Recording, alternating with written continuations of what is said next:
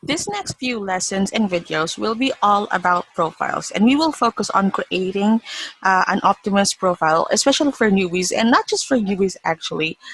We want you to carry on the learnings that you have in creating your profile as a newbie until you get to a certain level where you want to expand and level up as a newbie. So ano ba yung importansya ng profile sa atin as virtual assistants? We can say that before starting this that um, a well-made profile for a virtual assistant is not just for display, but it's also something that gets them hired. Okay, so it's a brief description like what we have here. It's a brief description of the characteristics of something or someone. Okay, so that's the profile. It's brief, but it tells you what it's about. So, for VAs and freelancers, a strong profile can be your key to winning jobs, right? So, if you're serious about getting clients on platforms, especially, the first thing you need to do is create a complete and attractive freelancing profile. Okay, as a virtual assistant, you'll probably get jobs using freelance marketplaces. So, kailangan talaga natin kumuha ng profile.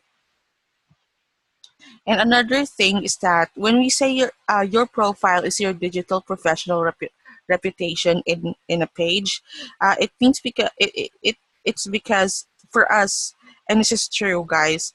Um, the online world is small, so your profile it represents you as a person, how you work, and your past, not just your background, your work history, but your past projects. In platforms, for example, um, clients can leave you feedback on your past project. Okay, so they can leave feedback and messages to you that is visible to prospective clients and other people who has access to your profile. Okay, so um, another thing is that it's not just per profile, but when it comes to reputation online in general, if you do something negative, okay, you become unprofessional, it's so easy to talk about you online. Some clients do that. They would rant about their VAs or even post their profile and take a screenshot, and you don't even know that. And you're not always there to defend yourself. So the people who will be reading whatever that person is writing about you will believe that person. Okay, so um, think about your reputation, and whenever you think about your profile, it's not just creating a profile and that's that. Your profile is is your professional reputation. Okay, so always go back to being professional in every aspect of working online. Okay, because it's going to show. Right. So here are some profiles that virtual assistants can create. Freelance marketplace accounts profiles there like Fiverr, Upwork, Guru, Golands. Okay. Social media accounts.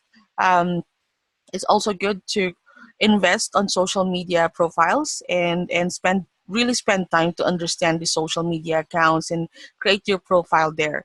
And who knows, you might even find a client, or you might show those social media accounts as your body of work. So pwede mo siyang pakita na marunong kang gumawa, naiintindihan mo yung process. Hindi nga kailangan super maraming followers or likes. Sometimes you just have to show them what you can do, and makikita naman nila if it's quality work. Okay, so it really pays to have social media profiles. Websites or blogs, it's a good idea.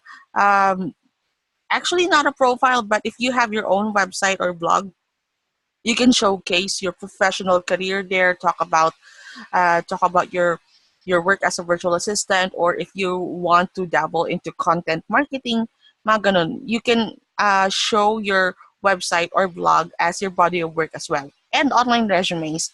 There are online resume banks na pwede mo i-upload yung resume mo, and clients when they're pulling for candidates, pupunta sila dun sa website and titingin na lang sila kung sino yung mga pasok dun sa requirements nila. Although it's not something that a lot of VAs do, but it's just out there. Baka you just stumble upon it, but we don't do that. Okay, so let's go to the two profiles that you really will have to create, whether or not ano yung mapag-isipan mo about your profiles. These are the two things that kailangan gawan mo as freelance marketplace. Okay, so in freelance marketplaces, when you apply for a job, the client goes to your profile. They have an access sa profile mo, so they can click that and look at your profile. Okay, so it's important na i-maximize mo, i-optimize mo yung profile mo. Sa totoo lang, may ibang tao na akala nila dapat ang pag-aayos ng profile para sa experience na. But the truth is, mas bago ka, mas wala kang malagay doon, mas kailangan mo siyang i-optimize. Optimizing means na hindi kailangan madami. But whatever is inside, it serves a purpose. Okay? So if you optimize that, then you can maximize your profile. Your profile will bring clients to you. You don't even have to look for clients. Okay? A good profile helps you get hired. So minsan, nag-a-add yun sa searchability. And we'll talk about that in the later videos. Okay, so freelance marketplaces, you have to create a profile there and make sure na maayos ang profile natin doon. So if you've created that at this point, then just go back, log in, and really look at what your profile looks like, and ask yourself, if you are a client, will you hire the person who has that kind of profile? Okay, that's an activity that you can do. Next would be social media.